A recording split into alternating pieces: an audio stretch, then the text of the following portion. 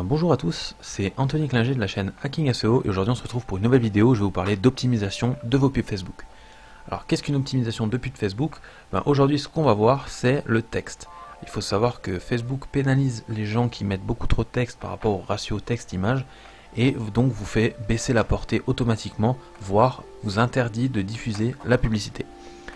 Alors on va voir ça tout de suite. Tout d'abord on va créer un Photoshop où on va simuler une pub, c'est-à-dire que je vais faire un petit visuel pas forcément top en termes de design, mais qui vous permettra un peu de comprendre comment fonctionne Facebook. Voilà, hop, donc c'est pas comme ça que je travaille d'habitude, mais c'est vraiment histoire de vous montrer comment Facebook fonctionne encore une fois. Alors là je vais faire comme si, ceci est un test, comme si je créais une publicité en tant que personne normale, c'est-à-dire en tant que personne qui ne connaît pas la pénalité Facebook.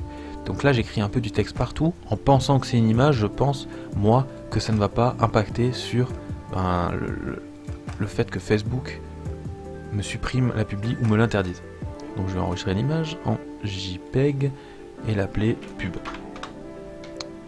Voilà. Alors maintenant je me rends sur mon navigateur préféré, je tape cette URL qui est en lien dans la description, et c'est un outil de vérification de texte à l'image qui vous indique en fait une évaluation par rapport au ratio quantité texte image. Donc là je vais télécharger ma pub et on va regarder ce que ça nous donne. Voilà, donc là qu'est-ce qu'on voit? On voit mon visuel et là à côté on va marquer texte de l'image élevé, votre publicité risque de ne pas être diffusée. Voilà, c'est ce qui est indiqué juste ici. Alors là vous pouvez lire un peu ce qui est écrit ici, et c'est concrètement ça vous explique qu'avec autant de texte sur votre image, malgré que tout ça soit une image, Facebook le détecte comme du texte et donc vous pénalise. Donc pour éviter ce genre de cas, je vais vous montrer comment il faut procéder. Donc jusque là tout va bien, je n'ai pas de texte, j'ai que du visuel. Alors maintenant, il y a une petite technique sur Photoshop qui va vous permettre d'ajouter des repères. Cliquez sur affichage, nouvelle disposition, des repères. Vous cochez colonne rangée et maintenant ici vous allez mettre 5 et 5. Alors pourquoi 5 et 5? Tout simplement parce que Facebook fonctionne sur le principe du 1/5.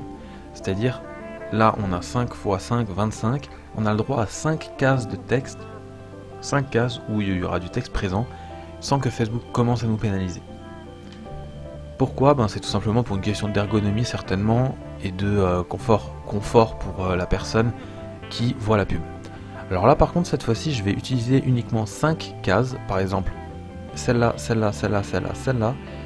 On va mettre, je sais pas, un test un peu plus petit. Oula. Voilà.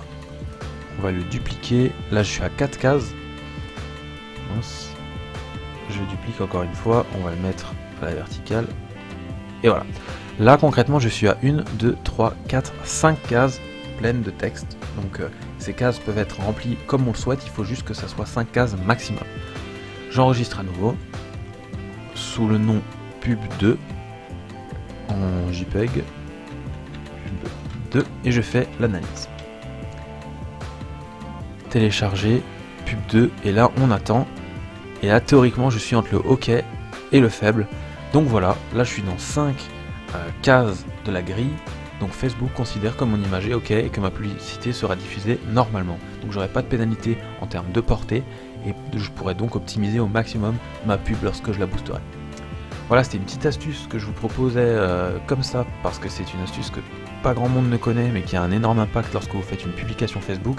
Aujourd'hui il faut savoir que plus votre portée est grande par rapport à votre ciblage de base, plus vous avez de chances qu'elle soit rentable, suivant ce que vous faites comme pub. Donc j'espère que cette petite astuce Hacking SEO vous aura plu. On se dit à la prochaine pour une nouvelle vidéo. En attendant, si vous avez aimé cette astuce, vous pouvez lâcher un pouce bleu et vous abonner à la chaîne. Je vous dis ciao tout le monde.